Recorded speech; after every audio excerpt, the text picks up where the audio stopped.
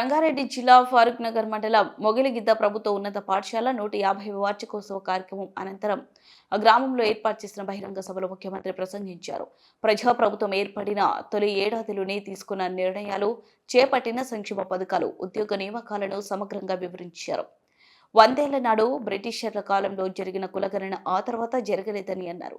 ఎంతమంది ప్రధానమంత్రులు, ముఖ్యమంత్రులు మారినా వెనుకబడిన తరగతుల వారి లెక్కలు తేల్చలేదని గుర్తు చేశారు. ఈ విషయంలో తమ ప్రభుత్వం ఇంటింటికి వెళ్లి బీసీల లెక్కలు తేల్చిందని పేర్కొన్నారు. అదే విధంగా లైబ్రరీ కోసం, గ్రామ పంచాయతీ బిల్డింగ్ కోసం ₹1 అదే విధంగా మైనారిటీ షాదీఖానా కోసం మా మిత్రుడు ఈర్లపల్లి శంకర్ గారు అడిగినరు. తప్పకుండా వాటిని కూడా మంజూరు చేసి మొగిలిగిద్ద గ్రామాన్ని అభివృద్ధి చేసే బాధ్యత ఈరోజు తెలంగాణ రాష్ట్ర ప్రభుత్వం తీసుకుంటుంది. విద్యకు సంబంధించి ప్రభుత్వం చేపడుతున్న కార్యక్రమాలను ఇంతకుముందే పాఠశాలలో విద్యార్థులతో నేను పంచుకోవడం జరిగింది. నేను ఒకే మాట చెప్పదలుచుకున్నా. తెలంగాణ రాష్ట్ర ప్రభుత్వానికి గత 10 సంవత్సరాల పరిపాలనలో విద్యాశాఖను నిర్లక్ష్యం చేసి, నిర్వీర్యం చేసి వేలాది సింగిల్ టీచర్ పాఠశాలలను తండాలలో, గూడాలలో, మారుమూల పల్లెల్లో మూసివేయడం జరిగింది. యూనివర్సిటీ వైస్ ఛాన్సలర్లు కానీ, అధ్యాపకులను కానీ, ప్రొఫెసర్లను కానీ, అసోసియేట్ అసిస్టెంట్ ప్రొఫెసర్లను కానీ నియమించకపోవడం వల్ల ఈరోజు కాకతీయ, ఉస్మానియా లాంటి యూనివర్సిటీలు ప్రతిష్ట కోల్పోయి ఈరోజు విద్యకు పేదలు దూరమయ్యే పరిస్థితి వచ్చింది. అందుకే మన ప్రభుత్వం ప్రజాపాలన వచ్చినెంబడే విద్య మీద పెట్టేది ఖర్చు కాదు, విద్య మీద పెట్టేది పెట్టుబడి ఈ దేశ భవిష్యత్తు తరగతి గదుల్లోనే ఉంది. అందుకే రాష్ట్ర ప్రభుత్వం బడ్జెట్ని 7% 21,000 కోట్ల రూపాయలను విద్యాశాఖకు కేటాయించి ఆ విద్యాశాఖను ముఖ్యమంత్రి అయిన నా దగ్గరనే పెట్టుకొని విద్యను పెంచాలి, విద్యను పేదలకు అందించాలనే లక్ష్యంతో ఈరోజు ప్రభుత్వం చేస్తుంది. ఇదే కాదు, 10 సంవత్సరాలు టీచర్ల బదిలీలు జరగలేదు, 20 సంవత్సరాలు టీచర్లకు ప్రమోషన్లు ఇవ్వలేదు, దాదాపుగా 10 ఏళ్ళు డిఎస్సి నోటిఫికేషన్ ఇవ్వక ఒక్క నూతనంగా కూడా టీచర్లను నియమించలేదు. అందుకే మా ప్రభుత్వం వచ్చిన మొదటి సంవత్సరంలోనే 21,000 మంది టీచర్లకు ప్రమోషన్లు ఇవ్వడమే కాదు, 35,000 మంది టీచర్ల బదిలీలు చేసి ప్రతి ప్రాంతానికి ఈరోజు టీచర్లను అందించే ప్రయత్నమే చేసినాం.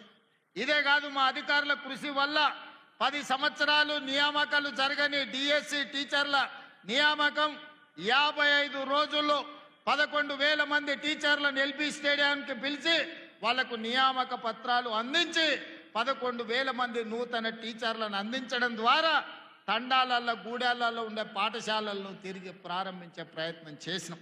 ఇదే కాదు, young India skills university, young India sports యూనివర్సిటీని ఐటీఐలు నిర్వీర్యం అయిపోతే సాంకేతిక నైపుణ్యాన్ని పెంచాలని 75 ఐటీఐలను ఈరోజు అడ్వాన్స్డ్ టెక్నాలజీ సెంటర్లుగా 2,400 కోట్ల రూపాయలతోని టాటా సంస్థతోని ఒప్పందం చేసుకొని తెలంగాణలో ఉన్న యువకులకు సాంకేతిక నైపుణ్యం నేర్పాలి, ఈ సాంకేతిక నైపుణ్యం ప్రపంచంతో పోటీ పడే విధంగా ఉండాలి అని మన సింగపూర్కి వెళ్ళి సింగపూర్ ప్రభుత్వంతో కూడా ఒప్పందం చేసుకొని సింగపూర్ ప్రభుత్వం నుంచి మన దగ్గర విద్యార్థులకు శిక్షణ ఇచ్చే విధంగా అక్కడి నుంచి ట్రైనింగ్ ఇచ్చే వాళ్ళని తీసుకొచ్చడానికి ఒప్పందం చేసుకున్నాం.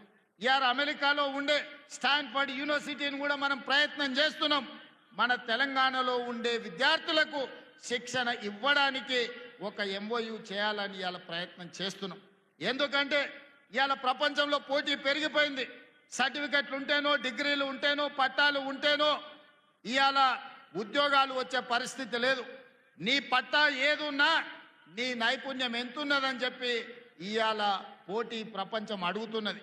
అందుకే పట్టాలతో పాటు సాంకేతిక నైపుణ్యాన్ని పెంచాలి అని చెప్పి ఈరోజు ప్రభుత్వం నిరంతర కృషి చేస్తున్నది. ఆ బాధ్యతను స్వయంగా నేనే పర్యవేక్షిస్తున్నా అని చెప్పి నేను ఈ సందర్భంగా తెలియజేస్తున్నా. ఇదే కాదు, తెలంగాణకు వెన్నెముక రైతులు. ఆ రైతులకు ఆనాటి ప్రభుత్వం, నేను హరగోపాల్ గారిని అనుమతి అడుగుతున్నా, అక్కడ విద్యార్థులు కేవలం ప్రభుత్వ కార్యక్రమాలే మాట్లాడినా, ఇక్కడ ఉన్నదంతా మా పార్టీ కార్యకర్తలు, నాయకులు, రైతులు ఉన్నారు. కాబట్టి కొన్ని రాజకీయపరమైన అంశాలు ఈ వేదిక మీద నేను ప్రస్తావించాల్సిన పరిస్థితి ఉన్నది. తమరి అన్నదా భావించొద్దు. ఎందుకంటే మా కార్యకర్తలు నిరుత్సాహంతో మళ్ళీ ఊరికి పోతారు నేను మాట్లాడకపోతే. సార్ వచ్చిండు, పెద్ద సార్ చెప్పినట్టే మాకు చదువు చెప్తే ఏం లాభం, రాజకీయం మాట్లాడకపోతే ఎట్లా అని చెప్పి మా వాళ్ళు అనుకునే ప్రమాదం ఉంది. అందుకే కొన్ని రాజకీయపరమైన అంశాలు కూడా ఈ వేదిక మీద నుంచి ప్రస్తావించాల్సిన బాధ్యత నా మీద ఉన్నది.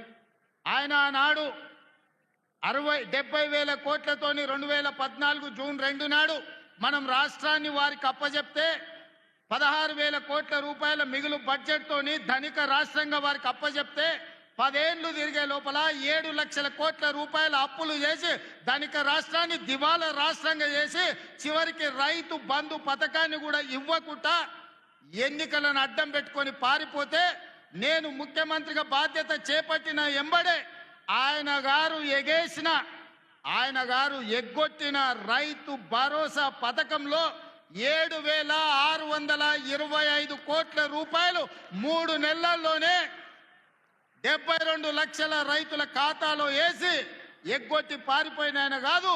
ఇప్పుడు బాధ్యత తీసుకున్న మీ సోదరుడు మీ రైతు భరోసా పథకాన్ని అమలు చేస్తా అని ముఖ్యమంత్రిగా అధికారం చేపట్టిన 3 నెలల్లోనే రైతు భరోసా పథకం రైతు ఖాతాలో వేసిన. ఇదే కాదు, ఆనాడు 2014లో 1,00,000 రూపాయల రుణమాఫీ అన్నాడు, ఆ తర్వాత 4 విత్తనాలు అన్నాడు. అసలు మిత్తి ఆయన ఆ ఖాతా